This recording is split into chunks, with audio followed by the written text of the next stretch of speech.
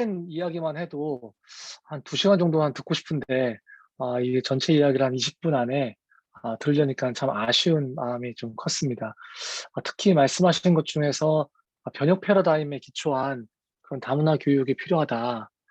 그리고 그렇지 않더라도 2015 개정 교육과정 그 안에서라도 이렇게 바뀌었으면 하는 부분들을 각 항별로 제시해 주셨는데 어 한국어 교육이 필요한 아이들 사실은 다문화 아이건 그렇지 않건 한국어 교육이 필요하면 다 해야 되는 건데 한 번도 그 문구를 읽으면서 저런 생각을 해본 적이 없었거든요.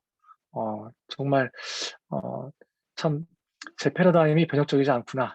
이런 생각을 해 보게 됩니다. 네. 그리고 또 스웨덴을 예시로 해서 학교의 목표 또 어 차별과 억압, 학대에 굴복하지 않고 다른 사람을 돕는 데 관여하는 것이 학교의 목표라고 나온 것을 보고 상당히 좀 인상적이었습니다. 듣다 보니까 이 변형 패러다임적 역량이라는 것이 어 '우리가 다문화라고 딱 규정 지을 필요가 없구나. 그 이름 자체가 또 필요가 없는 그런 교육이 아닌가.' 좀 이런 생각을 좀 해 봤습니다. 네. 사회자가 이렇게 말을 많이 하면 안 되겠죠?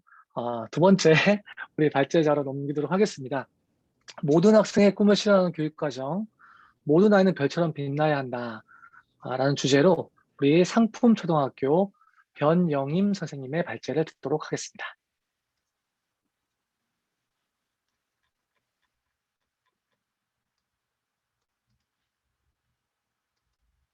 네, 선생님 보이시죠? 네. 아주 잘 보입니다. 감사합니다. 어, 저는 어떤 이게 뭐 연구 요약본이나 이런 게 아니고 정말 현장 교사로서 이제 제안 드리고 싶은 것들을 중심으로 네 가지 질문을 이제 추려서 이제 발제를 준비해 봤습니다. 이제 시작을 제가 처음이어가지고 많이 떨리는데 네, 시작을 해보도록 하겠습니다.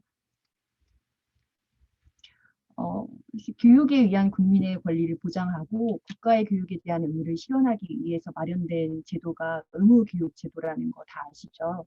그런데 이 의무교육은 사실은 사회적 신분이나 경제적 지위에 차별을 두지 않고 모든 국민에게 최소 필수의 기본적 교육을 제공하고자 했던 것이 그 이유였습니다. 하지만 차별을 두지 않고 모든 국민에게 최소 필수의 기본적 교육을 제공하고자 하는 이것이 모든 학생이 동일한 내용을 같은 방식과 같은 속도로 학습해야 한다는 것을 의미하지는 않습니다. 모든 학생에게 같은 방식을 제공하는 것은 그것이 아무리 질적으로 우수함을 전제한다고 봐도 이제 무방할 것 같습니다. 그래서 소외되는 학생이 없는 국가 교육과정이 되려면 모든 학생이 자신의 잠재 능력을 최대한 발휘하고 모든 교사가 개별 학생의 성공을 도울 수 있도록 국가 교육과정이 좀 더 유연해져야 한다고 생각합니다.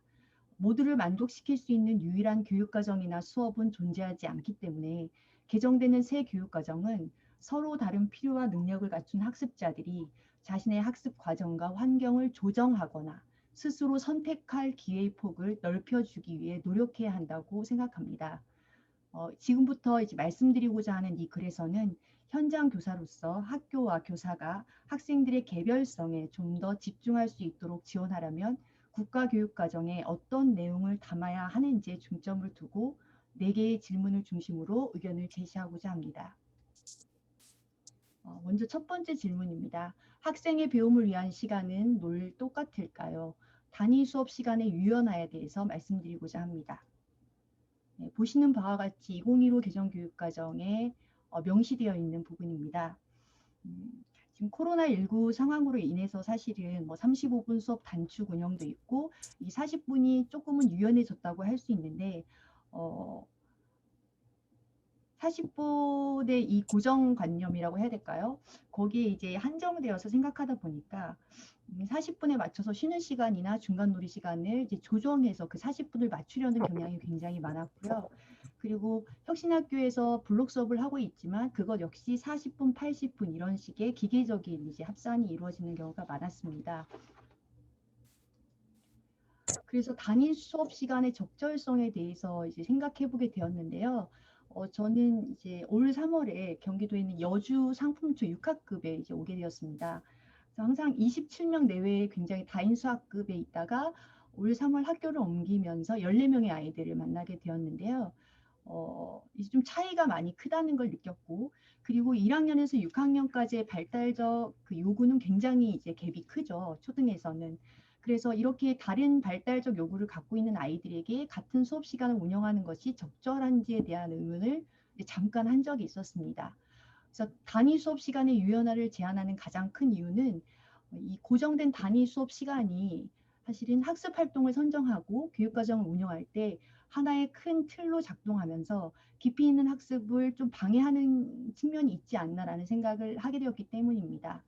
학생들이 무언가를 탐구하거나 무언가를 이해하기 위해서는 그 내용 지식과 절차적 지식을 익히는 충분한 시간이 필요하고, 그리고 새로운 상황에 적용해 보는 과정이 필수적입니다. 하지만 40분 단위의 수업 안에서는 도입과 마무리 시간을 제외하면 실질적인 학습 활동 시간은 20분 내외이고, 이 20분 내의 시간에 짧은 활동, 단편적인 활동들이 이루어지는 경우가 많습니다. 이해라는 것은 이전에 학습한 내용과 새롭게 배운 내용을 서로 연결짓고 그 속에서 관련성을 찾아 어떤 일반화된 결론을 도출하는 것인데요. 이런 40분 단위에 이제 갇혀 있는 차시 수업으로는 이러한 과정을 거친 진정한 이해라는 목표 도달을 기대하기 어렵지 않을까라는 생각을 하게 되었습니다. 교육의 변화는 교사가 무엇을 생각하고 무엇을 실행하는지에 달려 있다고 합니다. 교사의 수업을 담는 그릇이 40분 시간에 갇혀 있다면 교사들이 다양한 배경을 가진 학생들에게 적절하게 반응하기 어려울 수도 있습니다. 온정덕 교수님의 연구에서도 이러한 것들을 이제 제안을 했는데요. 지금 표로 보시는 게 연구물의 한 부분인데, 한 차시 시간의 길이를 점증하는 순차적 증가형, 차시 시간에 경계 없이 일과를 구성하는 무경계형, 총 시간 안에서 차시별 특성을 살려 증감하는 차시 총량형, 한 차시 시간은 축소하고 연간 총 시수는 증배하는 차시 증배형, 원격 학습 안에서 한 차시 시간을 조정하는 특수 성향형 등으로 단위 수업 시간의 개선 방안을 제안하고 있고, 차시 시간의 유연화를 통해 교육 과정을 다양한 학습자, 학년, 학습 내용의 특성에 따라 운영할 수 있어 이러한 방안이 다양한 유형들이 조금 유연하게 적용이 된다면 학교 안에서도 더욱 다양한 형태의 교육 활동이 이루어지는데 도움이 되지 않을까라는 생각을 하게 되었습니다. 두 번째 질문입니다. 중요한 교육 내용이 무엇인지 쉽게 알 수 없을까요? 라는 질문인데요. 현장 교사로서 굉장히 교육과정 문서를 이제 해석하고 이해하는 데 굉장히 어려움이 이제 많았던 경험을 살려서 이제 쓰게 되었습니다. 핵심 개념 재구조화를 통한 학습 내용의 적정화에 대한 부분입니다. 2015 개정 교육과정에서도 이미 핵심 개념을 중심으로 학습 내용을 구조화하고 학습량을 적정하여 학습의 질을 개선한다라고 이제 명시하고 있습니다. 하지만 실제로 다수의 교과가 학습 주제나 단원명의 성격으로 핵심 개념이 개발되어 있습니다. 그리고 교과마다 다른 위기의 수준으로 핵심 개념을 제시하고 있고, 특히 우리나라의 경우 분과적 전통이 워낙 강하다 보니까 교과 내에 다시 영역 간 구분이 뚜렷하게 핵심 개념을 마치 영역을 대표하는 아이디어로 이렇게 개발이 되어 있는 경우가 많습니다. 그리고 그 수가 지나치게 많아지고 굉장히 구체적인 성격을 띠게 되었습니다. 이러한 2015 개정 교육과정 핵심 개념은 교사가 교육 내용의 중복을 쉽게 찾을 수 없고 무엇을 중심으로 통합을 해야 하는지 분명하게 알 수가 없어 교사의 교육과정 통합을 더욱 어렵게 하는 측면이 있습니다. 교사가 교과의 핵심 개념을 중심으로 학습 내용을 구조화하고 학습량을 적정화하기에 매우 어려운 구조라는 것입니다. 저 역시 2015 개정 교육과정의 핵심 개념이라는 이러한 좋았었는데요. 저희가 초등 같은 경우에는 사실은 정교과를 가르치고 그 교과의 원리나 그런 것들을 이제 온전히 알기 굉장히 어렵다 보니까 이러한 내용 체계표가 큰 도움이 되었습니다. 그런데 이렇게 영역별로 핵심 개념이 개발되다 보니까 굉장히 분절적이고 굉장히 구체적이고 작은 핵심 개념들 때문에 오히려 통합의 렌즈로 이걸 바라보기에 굉장히 더 어려운 구조였습니다. 그래서 직접 통합 교육과정을 운영하면서 실제로 어려움을 겪었기 때문에 이것을 좀 더 이번 새로 개정하는 국가교육과정에서는 좀 개선할 수 있는 방안으로 이제 구조화했으면 좋겠다라는 의견을 이제 제시하고 싶습니다. 예를 들었었는데요. 이제 원고의 내용인데요. 사실 1학년 2학기 수학에서 50에서 99까지 수를 배우는 단원이 있죠. 그런데 핵심 개념을 살펴보지 않으면 1에서 99까지 수를 세어보는 단순 활동일 것이다라는 생각을 많이 하게 됩니다. 수의 크기를 비교하려면 어떻게 해야 할까라는 질문을 가지고 수업을 운영할 수도 있습니다. 왜냐하면 이 단원은 수의 계열과 자리값이라는 정말 중요한 핵심 개념을 가르치는 단원이기 때문입니다. 하지만 이러한 핵심 개념을 파악하기에 교육과정 문서가 명료하지 않고 핵심 개념을 중심으로 교육과정을 재구성하는데 너무 많은 시간과 열정, 노력이 필요하다면 효율성이 떨어질 수밖에 없다라고 생각을 합니다. 사소한 지식 위주의 학습 내용에 대한 세세한 안내는 더는 필요하지 않다고 생각합니다.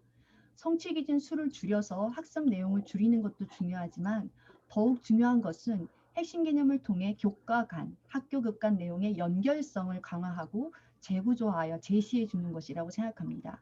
교사들이 쉽게 핵심 개념을 중심으로 학습 내용을 적정화할 수 있고 정말 중요한 교육 내용을 중심으로 다양한 학습 활동을 학생들에게 제공할 수 있다면 모든 학생의 성공에 조금이라도 도움이 될 것이라고 생각합니다. 더 이상 학생들이 알아야 할 것들을 훑고 지나가는 것이 아니라 중요한 교육 내용을 새로운 상황에 적용하는 기회를 통해 깊이 있는 학습이 되기 위해서는 핵심 개념의 재구조화가 필요하다고 생각합니다. 네, 세 번째 질문입니다.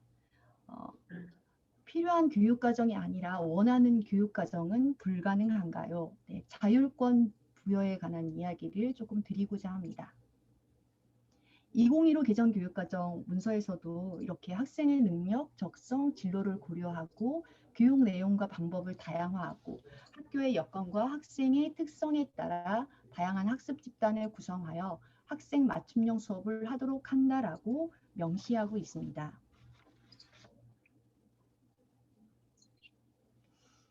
학생의 배경 및 필요에 관심을 가지면 학습 내용과 학생을 연결하는 방법을 찾을 수 있습니다.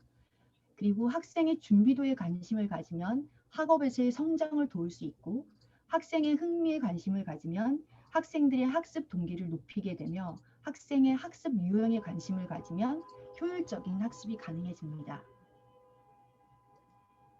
그런데 그럴 수 있으려면 교사가 학생을 충분히 관찰하고 관계를 맺을 시간이 필요합니다. 맞춤형 수업의 시작은 바로 학생들과의 관계 형성과 학생에 대한 관심과 관찰에서 시작됩니다. 학생의 학습에 대한 정보, 관심, 교육관계, 학습 양식 등을 알고 있을 때 학생이 무엇에 맞추어야 하는지 교사가 해답을 찾을 수 있기 때문입니다. 하지만 학생들과 관계를 맺고 학생들을 관찰할 시간은 교육과정 안에서 시수를 찾아보기 힘듭니다. 창의적 체험 활동은 창체가 시체라는 말이 있듯이 창의적인 운영이 이루어지지 못하고 유명무실하고 학생들이 궁금한 것, 학생들이 배우고 싶은 것에서 학습이 시작되지 못하고 있습니다. 마을 교육 과정을 할 때 아이들에게 문제 찾기를 여러 지역에서 이제 했던 아이들이 직접 문제를 찾은 건데요. 여기 보시면 우리가 마을 교육 과정을 할 때 이제 떠오를 수 있는 이제 많은 것들이 있는데 예를 들면 마을 교육 과정을 운영할 때 첫 번째 아이가 쓴 이제 마을에서 공부하고 싶은 주제가 뭐였냐면 이제 궁금증이 무엇이었냐면 마을에는 왜 떠돌이 강아지가 많을까요?라는 이제 질문이었습니다. 그리고 가운데는 도시 지역의 학생이었는데요. 우리 마을의 세형주택은 왜 세형주택일까요? 뭐 아이파크는 왜 아이파크일까요? 이런 질문들이 굉장히 많고 꼬리를 물어서 결국은 우리 마을의 이름은 누가 정하는가요? 어떻게 생긴 건가요? 이런 식의 질문이 이어지고요. 떠돌이 강아지 문제를 가지고 사실은 이걸 가지고 이 문제를 해결하기 위해서 우리는 어떤 공공기관의 도움을 이것을 해결하려면 우리가 어떻게 해야 할지 다양한 접근들이 가능합니다. 하지만 2015 개정교육과정에서 마을교육과정을 하려고 보면 3학년은 우리 고장을, 4학년은 경기도의 생활로 지역과 관련된 성취 기준이 있습니다. 하지만 거기에 나와 있는 성취 기준으로는 이렇게 학생들이 문제 찾기를 통해서 본인들이 탐구하고 싶은 주제에 대해서 흥미와 호기심을 담아내기에 충분하지 않습니다. 저 역시 마을교육과정을 운영한 적이 있었는데요. 성취 기준과 연결지어 하다 보니까 성취 기준 재구조화를 했음에도 불구하고 뭔가 끼워 맞추기 수업을 진행은 한 것 같은 그런 느낌이 들었습니다. 학생들이 진정 해보고 싶다고 했던 뭐 우리 마을에서 태어난 어른 직접 찾아 만나보기, 뭐 떠돌이 강아지 구출해보기, 우리 마을 탐험하기, 이러한 활동들은 정해진 시수 안에서 시도하기가 매우 어렵습니다. 물론 이제 다른 요인도 있겠지만요. 학생들의 흥미와 관심을 배움으로 끌어올 수 있다면 학생들의 주도성과 참여도는 높아지지만 그런 수업을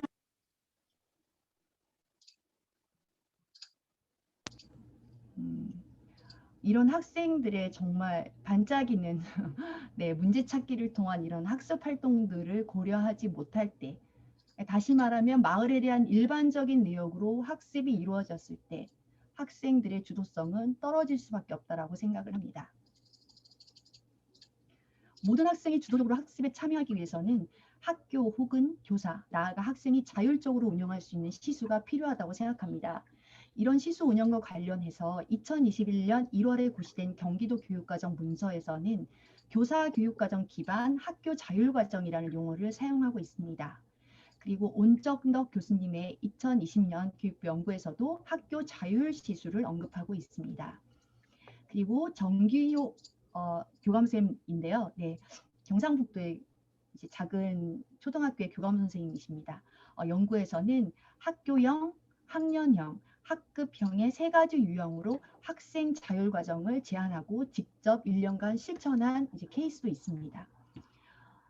초등학교에서는 학생들의 과목 선택권이 없습니다. 중학교의 경우 선택 과목을 개설할 수는 있으나 학생이 아닌 학교가 개설하는 방식으로 학생의 선택권은 매우 제한적입니다.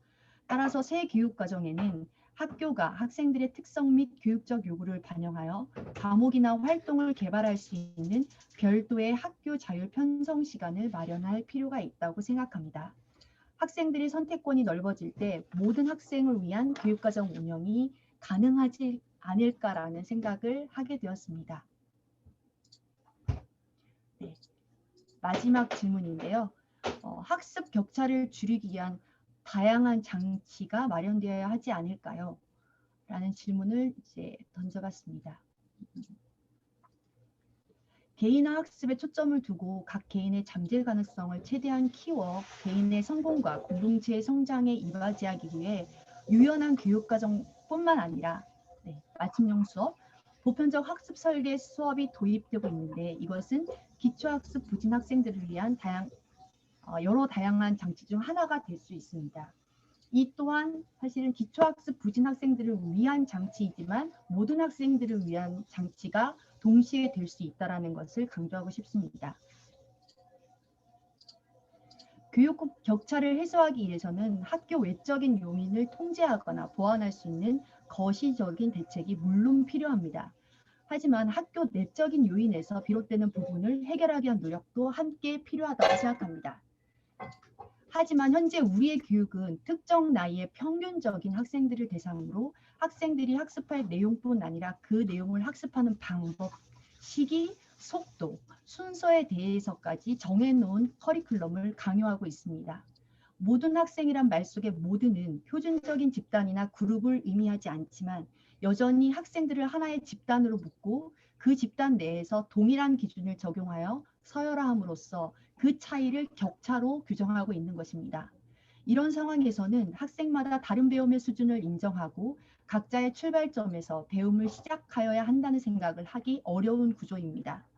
따라서 학습 격차를 성적 중심이 아니라 현재 자신의 수준과 미래의 성장 가능성 간의 차이로 바라보고 개별 맞춤형 교육을 실시할 필요가 있습니다. 보편적 학습 설계 수업은 선생님들이 잘 아시겠지만 모든 학생에게서 학습의 장애를 제거하고 출발선에서부터 모든 학습자의 요구를 충족시킬 수 있는 수업을 말합니다. 그리고 보편적 학습 설계 수업은 기초학력 미도달 학생들이 의미 있는 교육적 경험을 하도록 하는 데에도 이바지할 수 있다는 연구가 있습니다. 부진 학생은 기초학습이 부족하니까 너는 낮은 수준의 기능을 반복 연습해야 해. 그리고 현실적으로 이런 학생은 사실은 대부분이 사다리의 첫 칸을 넘을 가능성이 없습니다. 자신이 배운 것을 의미 있는 방식으로 실제에 적용할 기회를 얻지 못한다는 것입니다. 기초가 중요하지 않다고 말하는 것이 아니라 학생은 지식과 기능을 유용한 맥락에서 적용하려고 시도하면서 기초의 필요성을 다시 한번 깨닫게 됩니다. 그 기회를 빼앗아서는 안 된다는 것입니다. 유아가 문법을 다 익힐 때까지 기다렸다가 말하기를 시작하지 않는 것처럼 그 어떤 학생도 기초적인 것을 완벽히 숙달한 뒤에 적용을 시작하지 않습니다. 과 성장을 도와주는 관점으로 전환되어야 하며 실제 실생활 맥락 속에서의 문제 해결을 활용할 수 있는지를 보는 방식으로 바뀌어야 하지 않을까라는 생각을 하게 되었습니다.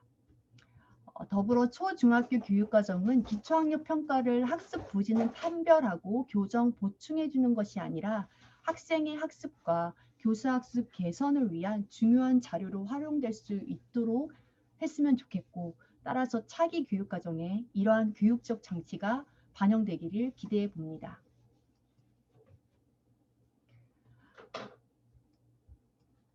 돌아보면 학교는 깊이보다는 폭을 추구하고 무엇보다 속도를 강조해 왔으며 교육과정, 교과서, 성취기준, 수업 목표, 시험을 어떤 목표를 향한 도구가 아니라 그 자체를 목적으로 잘못 생각해 온 것이 아닌가라는 생각이 들었습니다. 론 리치아트가 말한 이 말에 굉장히 공감을 많이 했고요. 인위적이고 표준화된 교육과정 속에서 학생의 꿈마저 표준화되어가고 있는 이 시점에 단지 다양한 것이 좋고 다양해야 하니까 다양해야 한다고 말하는 것이 아니라는 점을 다시 한번 말씀드리고 싶습니다. 바람에 날리는 먼지처럼 어떤 사람도 아무것도 아닌 사람이 되어서는 안 되며 어마어마하게 많은 별들이 하늘에서 빛나는 것처럼 아이들은 한 명 한 명 빛나야 한다라고 바실리 스오물스키가 말한 것처럼 이 세상의 모든 학생은 단 한 명도 같은 학생이 없으므로 우리의 교육과정은 모든 학생들의 수만큼이나 다양해야 하며 그러기 위해서는 국가교육과정이 좀 더 유연해져야 한다고 생각합니다. 그럴 때 그 위에서 모든 학생의 꿈은 실현될 수 있을 거라고 생각합니다. 발제를 마치도록 하겠습니다. 네, 감사합니다.